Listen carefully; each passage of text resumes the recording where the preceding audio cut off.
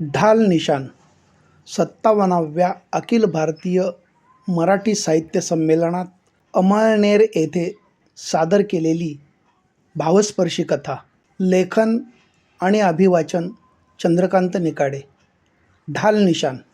गाडीच्या गाडीवाना तुझ्या गाडीला नवी शिडी, बैल हा नाम काळी जोडी, काळी जोडी हा नाम काळी जोडी. गाडीच्या बैलाला डाळ हरभऱ्याची चंदी, गाठ उतरून आलं आलं नंदी, उतरून आलं नंदी. 4 दिवस झालं लाईट गेली होती. गिरणी सकट सगळं बंद झालेलं होतं.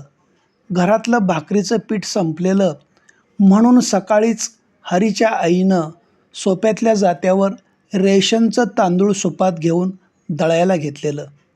जुंधळं नव्हतंच घरात. दुष्काळानं हे दिवस दाखवलं होतं. सून सोना आईच्या हातात हात घालून भार हलका करत होती. सकाळी पहाटचं बैल इकायला बाजारात गेलेला आबा कडूसं पडायला परत आला. दारात असतानाच त्याला खड्या सुरातली ओवी ऐकायला आली. गाडीच्या गाडीवाना तुझ्या गाडीला नवा मोका, खाली उतर घेतो मुका, घेतो मुका, उतर घेतो मुका. गाडीच्या गाडीवाना तुझ्या गाडीला नवी दांडी, धनी लाडका बैल सांडी, बैल सांडी लाडका बैल सांडी. गोण्यानी वरती गोण्या रीग लागली गोण्यांची, दिष्ट मी काढीते काढीते बैला संग धन्याची. आबाच्या मनाची घालमेल झाली. तो मनातच म्हणाला, आता बैलाचं कौतुक नुसतं गाण्यातच ऐकायचं. बैलांचा झाला बाजार. दळण आटोपलं होतं. सोनानं सुपात पीठ भरलं आणि जेवण घरात गेली. पाठोपाठ आईनं जात्याचं वरचं पॅड उचलून आरीजवळचा शेवटचा घास पसरला. पॅड ठेवून पुन्हा 4-5 येडं मारून पिठाच्या साळुत्यानं जातं लोटलं. जात्याचा खुट्टा निकळून देवळीत ठेवला. पिठाची वंजळ भरून जेवण घराकडे गेली. सोप्यातच आबा घडुशीला पाठ लावून बसला होता. तेवढ्यात हरी शेतावरून आला. हरी म्हणजे आबांचा मुलगा. आल्या आल्या तो आबाला म्हणाला, आबा कसं झालं बैलांचं?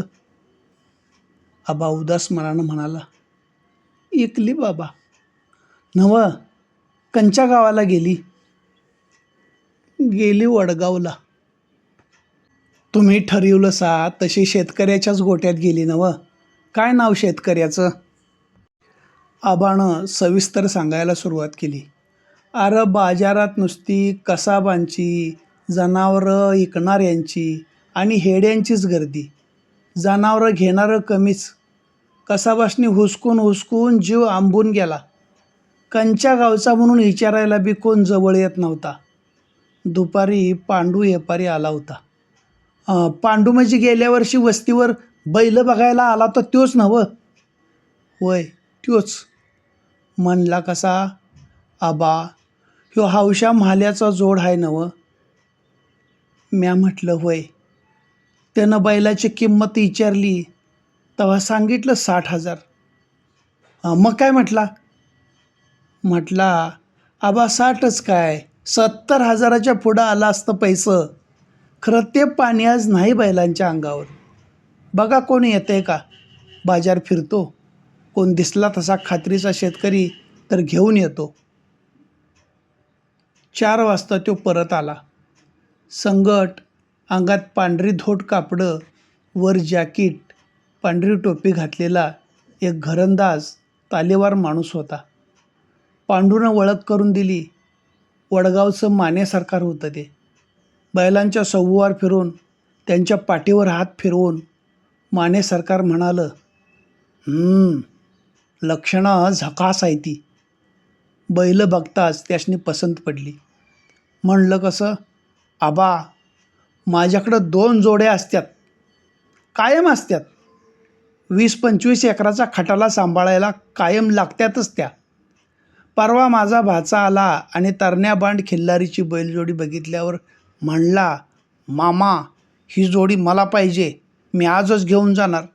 तर लाडका भाचा हौसानं बैल बाळगायला निघालाय, नाही म्हणावलं नाही, गेला बैल घेऊन. आज उद्या म्हणता म्हणता 15 दिवस उलटलं बाजारला यायला. आज सवड झाली, आल्यापासून फिरतोय बाजारात, पण मनाजोगता जोड नाही आढळला. फिरून फिरून कंटाळून चाललो होतो माघारी, तवर ह्यो पांडवा भेटला. चला तुम्हाला आबाच्या हौशा माल्याचा जोड दाखवतो म्हणाला.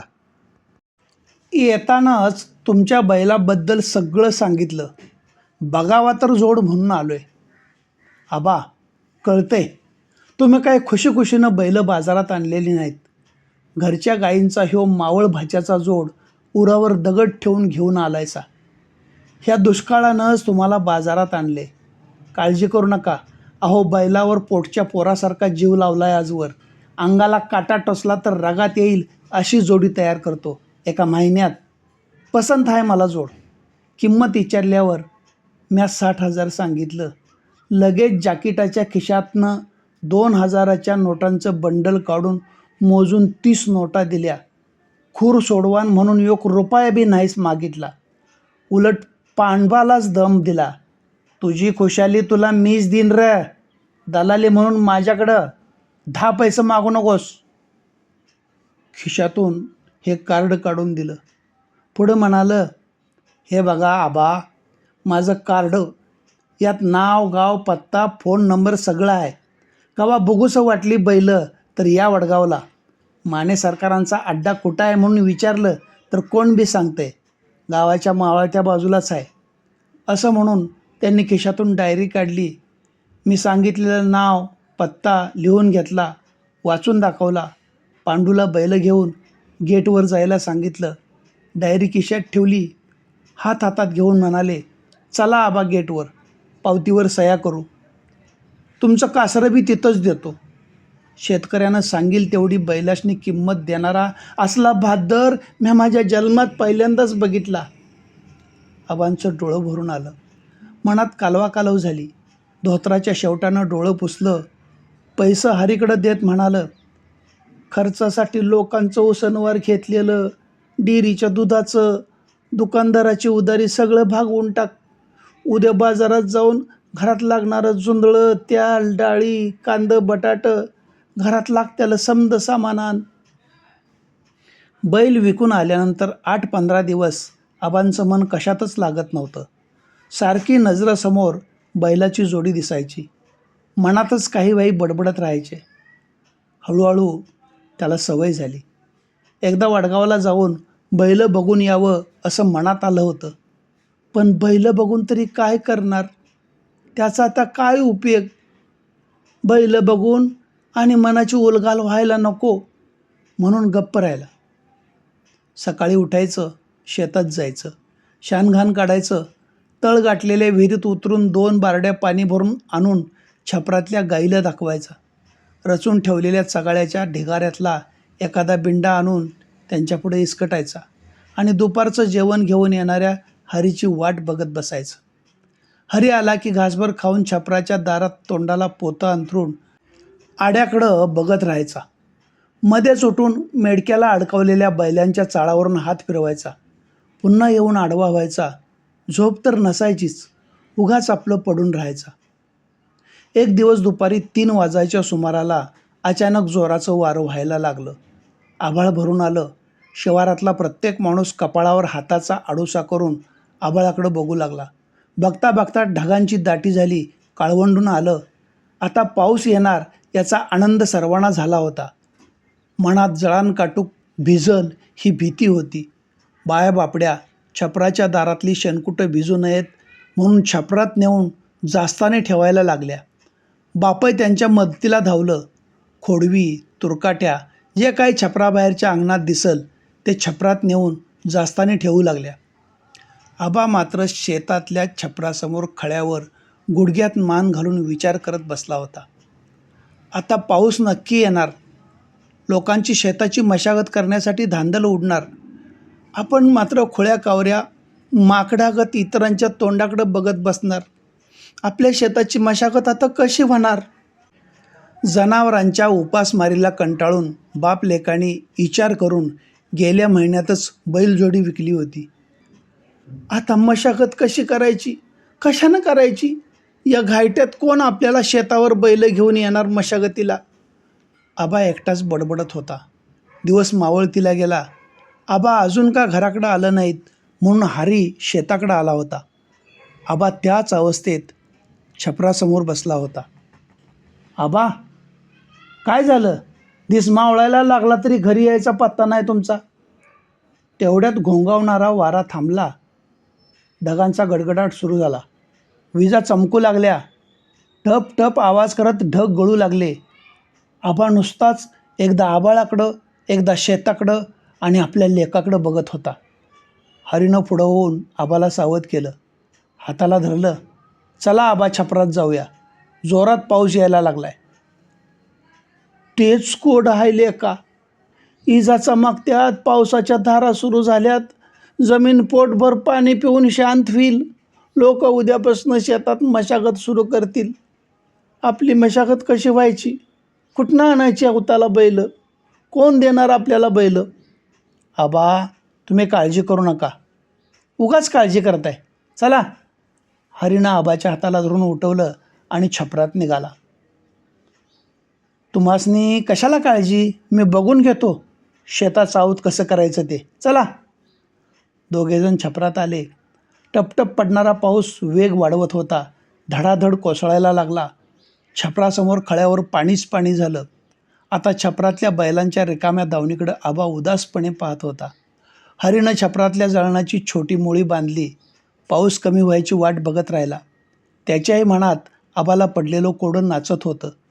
पण करता येईल काहीतरी असा विचार करून त्यानं मनाचं समाधान करून घेतलं. तासाभरात पावसाची रिपरिप थांबली. आभाळ थंडावलं. अंधार पसरायला लागला. हरी आबाला म्हणाला, चला घराकडं.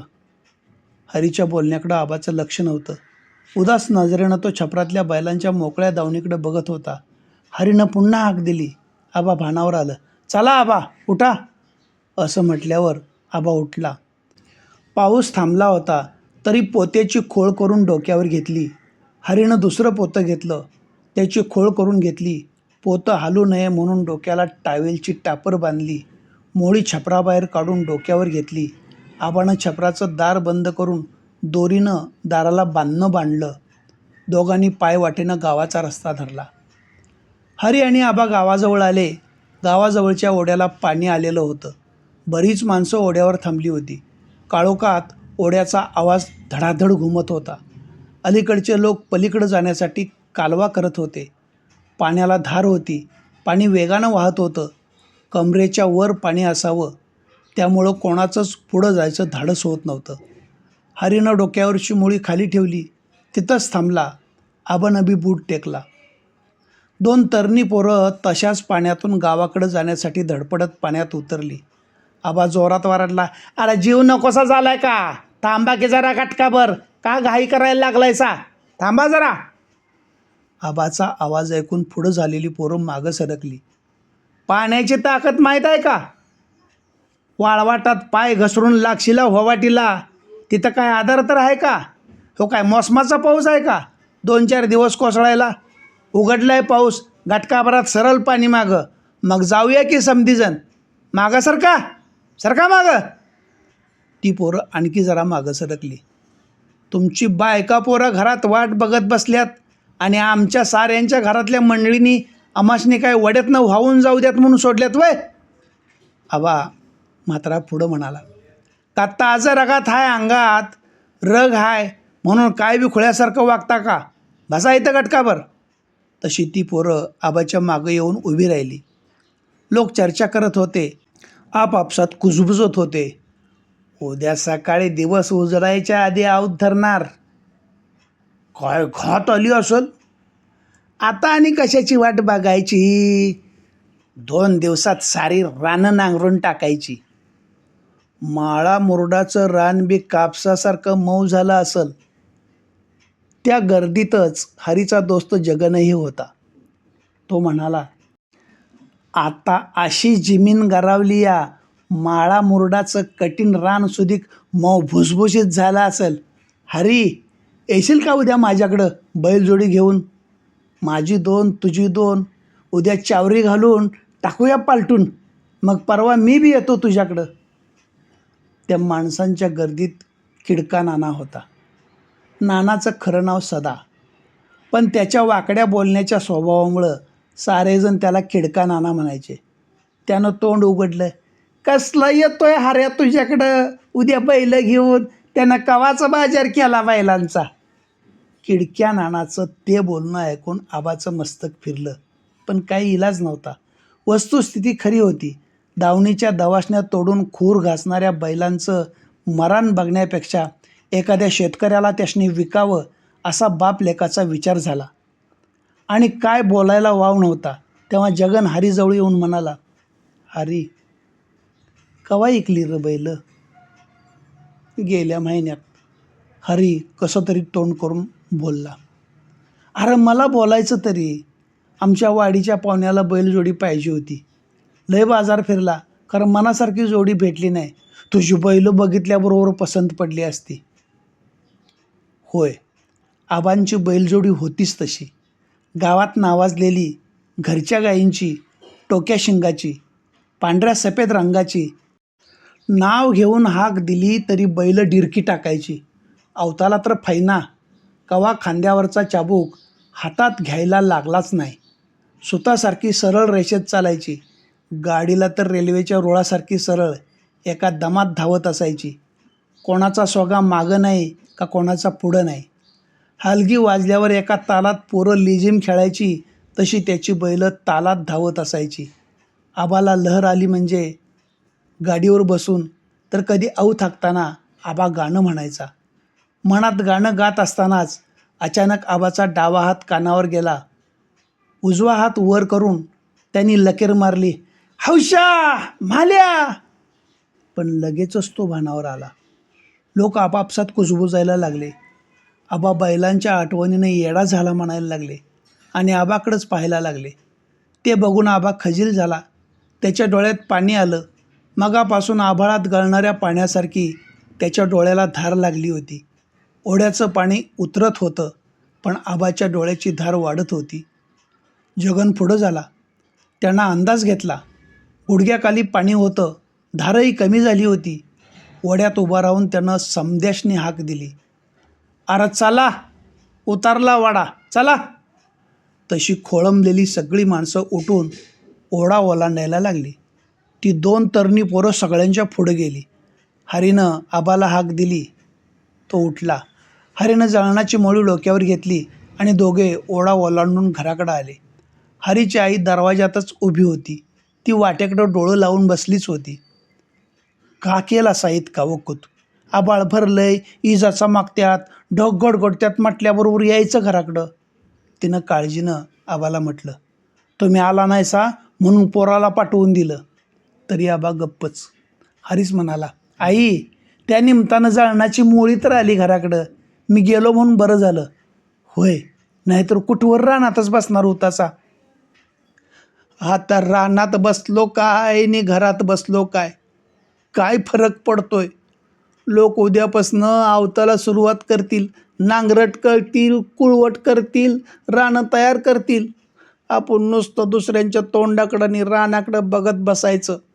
आपली बैल नसल्यानं आऊत करता येणार नाही, घातीनं पेरणी होणार नाही. इस्तू पडला या जन्मावर. तुम्ही उगाच काळजी करतासा. हातपाय धुवायला गरम पाणी देता देता हरीची आई आबाला धीर देत म्हणाली, आता डोंगरासारखा लोक आहे तो बगल. विचारलं तर त्याला काय करायचं तेवढं सांगा नुसतं. रडून आरडून आणि डोळं गाळून होणार आहे का काम? काय काळजी करत जाऊ नका. घासभर खाऊन काही विचारेल तेवढं सांगत जावा आता. हरीनं जळणाची मोळी जेवणघरात नेऊन ठेवली. तो बाहेर आला, हातपाय धुतले आणि म्हणाला, आबा मी येतो जाऊन बाहेर, जेवण वागतापतूर बघतो कोणाची बैलजोडी घावतीया का. तुकाला बोललो होतो, तो म्हणला होता एखाद्या वक्ताला नडीतुडीला तुझीच आहेत समज बैल, दुचाकती होऊ नगस, त्याला सांगून येतो. आई म्हणाली, अरे चहा तरी घेऊन जा किरल्या का. हरी म्हणाला, आई नग चहा मला आता. तेव्हा हरीचं बोलणं ऐकून आबाच्या जीवात जीव आला. हरी घराबाहेर पडला. आबानं डोक्यावरची पोत्याची खोळ खुंटीला अडकवली. त्यानं डिस्का हातात घेऊन दारात हातपाय धुतलं. धोत्राचा शेव तोंडावर फिरवत तोंड पुसलं. आत आला. नातवंड आबा आल्यात म्हणत धावतच त्यांच्याजवळ आली. आबा सोप्यातच गडूशीला पाठ लावून बसलाता. नातवंड मांडीवर येऊन बसली. थोरलं म्हणत होतं, मी अगोदर बसणार. नानगा म्हणता, नाही मी अगोदर बसणार. अशी त्यांची चढाओढ सुरू झाली.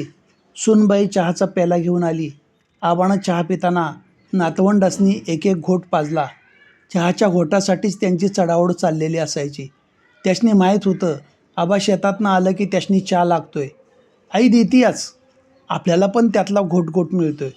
तेवढ्यात हरी बाहेरून आला. टेकलेला बूड सरळ करत आबानं उत्सुकतेनं विचारलं, काय झाली का जोडणी.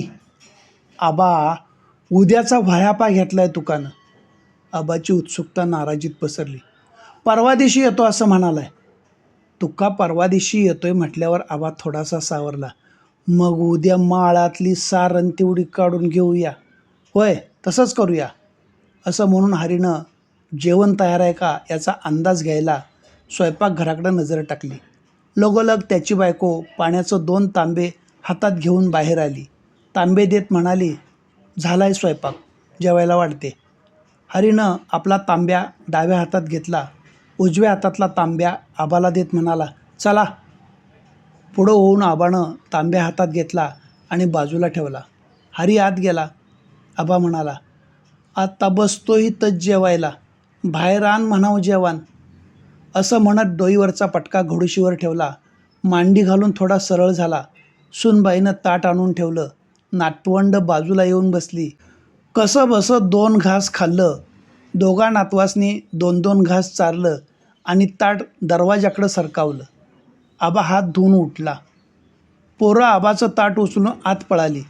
हात धुवून आल्यावर सदऱ्याच्या पकोट्याला पुसत अडदानीवरचं घोंगडं खाली ओढलं आणि आडवा झाला.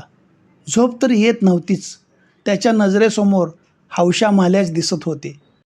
बैल विकले त्या दिवशीचे सारे प्रसंग त्याच्या नजरेसमोर तरळत होते. निम्मी रात सरली. आबा अंथरुणावरच तळमळत पडला होता. डोळ्याला डोळा लागत नव्हता. डोळ्यांपुढं सारखी हौशा माल्याची जोडी दिसत होती.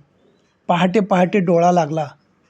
सकाळी दारात जीप गाडी थांबल्याचा आवाज ऐकून हरीची आई बाहेर आली. गाडीतून खाली उतरणारं पाहुणं आणि पांडूला बघून लगेच आत आली. आबाला उठवायला लागली. अहो उठा, कोण पाहुणं आल्यात, तुमचं नाव विचारतात, दारात आहेत ते. अगं मग घरात तर घे बोलवून, दारात काय म्हणून उभं केलंस त्यासनी. तुम्हीच उठा, माझ्या काय ओळखीचं नाहीत. तो मासरांचा व्यापारी पांडू आणि त्याच्याबरोबर कोणतरी आल्यात. तुम्ही उठा आणि बोलवा त्यासनी. पांडूचं नाव ऐकून नाही म्हटलं तरी आबाला शंका आलीच. माने सरकार तर नसतील, असं अचानक का आलं असतील. असं मनातच म्हणत आबा उठला. घोंगडं झाडलं, अडदानीवर टाकलं. तेवढ्यात डेअरीकडे गेलेला हरी पाहुण्यांना घेऊन आत आला. नमस्कार आबा. आबानं बघितलं, नमस्कार केला. या बसा सरकार.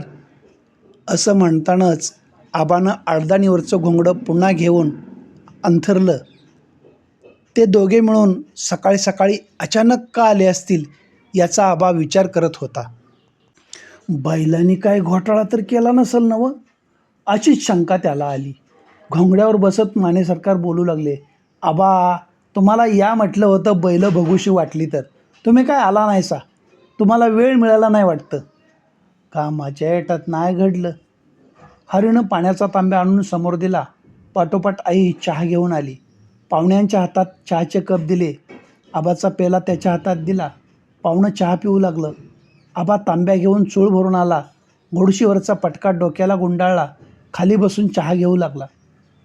कसं काही न केलं सरकार? सांगतो सगळं सांगतो. चहा तर घ्या आधी. आबाला उत्सुकता आणि चिंता लागली होती. आबा, त्या दिवशी बाजारातून तुमची हौशा माल्याची बैलजोडी घेऊन गेलो. आणि काय झालं? काही विपरीत नाही घडलं. अहो, गेल्या आठवड्यात माझा भाचा बैलजोडी परत घेऊन आला. हौसेनं बाळगायला बैलजोडी घेऊन गेला होता ना. त्याचं काय मन रमना बैलजोडीत, म्हणून परत घालवायला आला होता. आता एकाला 3 जोड्या कशाला म्हणून आलोय हौशा मालेची जोडी घेऊन. टेम्पो येईलच. इतक्यात दारात एक टेम्पो येऊन थांबल्याचा आवाज आला. टेम्पोचा आवाज ऐकल्याबरोबर आबा ताडकन उठला. माझं हौशा माल्या आल्यात, माझं हौशा माल्या, असं म्हणत आबा दरवाजातनं बाहेर आला. टेम्पोच्या पाठीमागं जाऊन होडाला बांधलेली दोरी पकडून टेम्पोत चढला.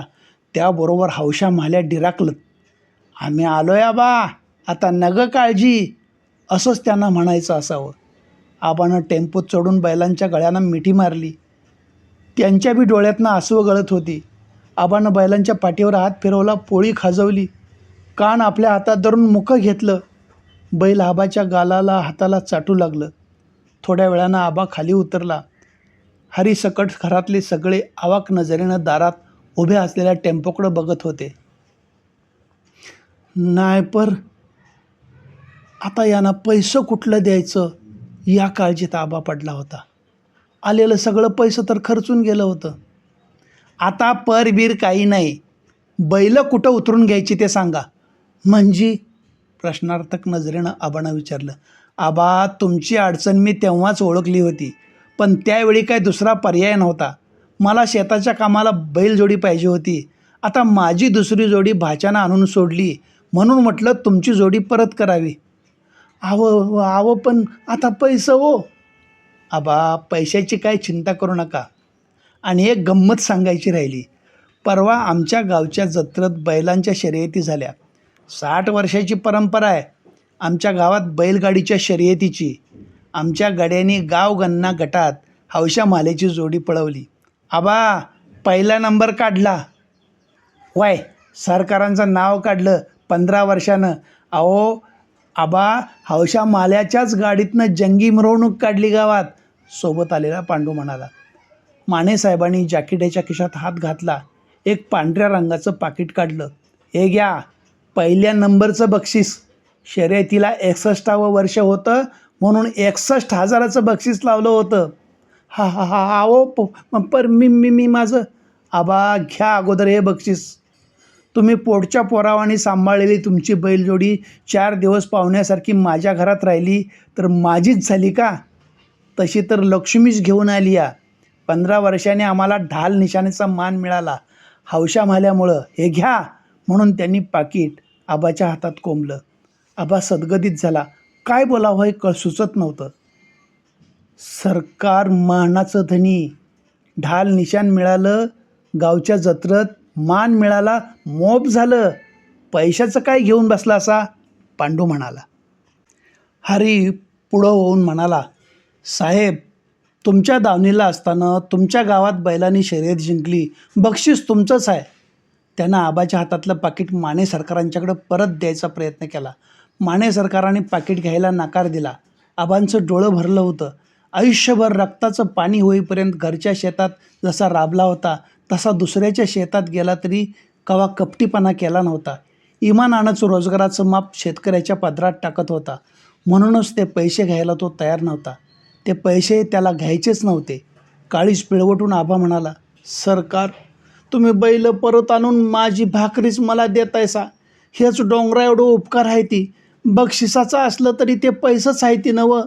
ते बी म्या घेतलं तर ह्या उपकाराखाली माझा जीव गुदमरून जाईल. पुढं होऊन माने सरकारांचं पाय धरत म्हणाला, सरकार, नाही म्हणू नका, घ्या ते पैसं, घ्या. असं म्हणून आबा उठला आणि ते पाकिट त्यांच्या हातात दिलं. माने सरकारांचा नाईलाज झाला. अशा परिस्थितीतही सच्चाईला जागणाऱ्या आबाच्या औदार्यापुढं त्यांचा माथा झुकला. आबासारखा इमानदार माणूस बेहिशोबानं वागून पैसे परत घेणार नाही याची खात्री झाल्यावर माने सरकारने आबाच्या हातातलं ते पाकीट आपल्या हातात घेऊन उघडलं. त्यातलं 60,000 रुपये काढून घेतलं.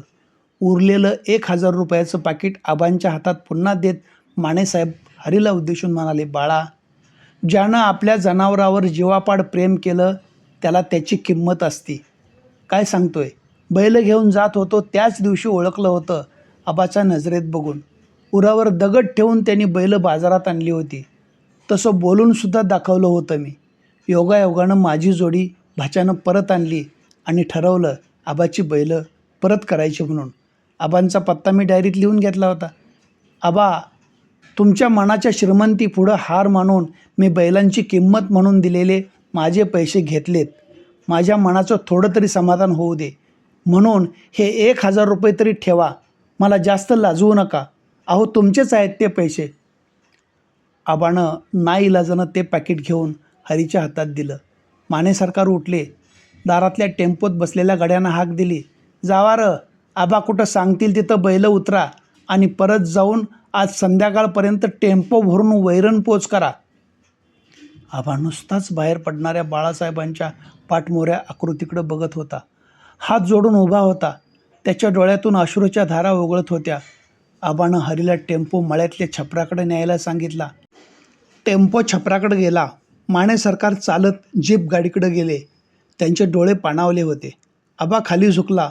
रस्त्यावरच्या धूळ मातीत उमटलेल्या माने सरकारांच्या पावलांच्या ठशावर आबाच्या डोळ्यातले अश्रू अभिषेक करीत होते. त्यांनी भरल्या मनानं कृतज्ञतेनं त्या मातीतली चिमटभर माती घेऊन कपाळाला लावली.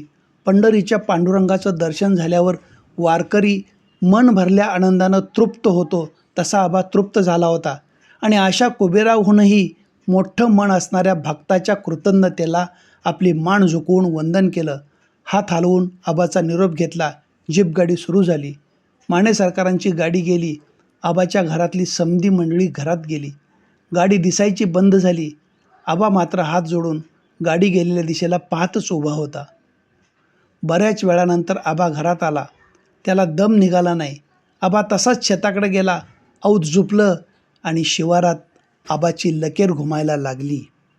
मावळ भाच्याची जोडी खिल्लारी, साऱ्या गावात हाय लय भारी, उभं राहत्यात डवलात दारी, पहिलवान चला उशा, चाळ घुंगूर गळ्यात माळा, रिबीन शिंगात आयना कपाळा, शेंब्या झुलीन सजवीन पोळा, सरदारांचा चला उशा, चल म्हाल्या.